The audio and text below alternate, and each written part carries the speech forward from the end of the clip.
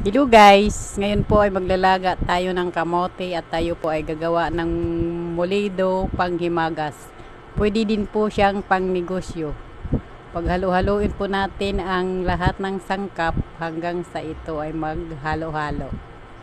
Halo ng halo hanggang sa haluin lang po siya ng haluin hanggang sa magsama-sama. Pag ito po ay malambot na, pag ganyan na po siya, pwede na po siyang isalang sa mahinang apoy. Ganon din po, halo lang ng halo.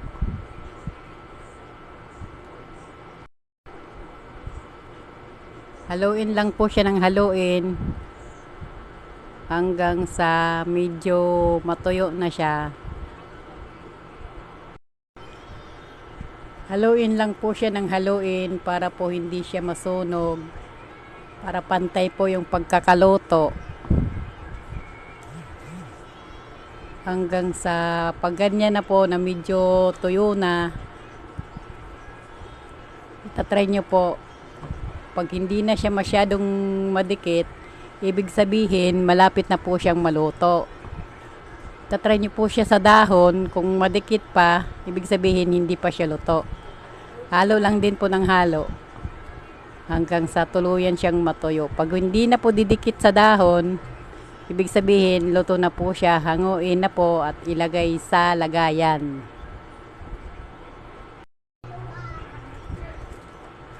Pag nailagay na po siya, mamasahin nyo po hanggang sa maging flat. Kailangan po medyo mabilis kasi po mabilis po siyang lumamig. Hindi na po siya magpapantay pag iyan po ay malamig kasi siya po ay titigas agad. Ganyan po mamasahin para mag-flat. Pag medyo okay na po, medyo flat na siya, pwede na po siyang hiwain.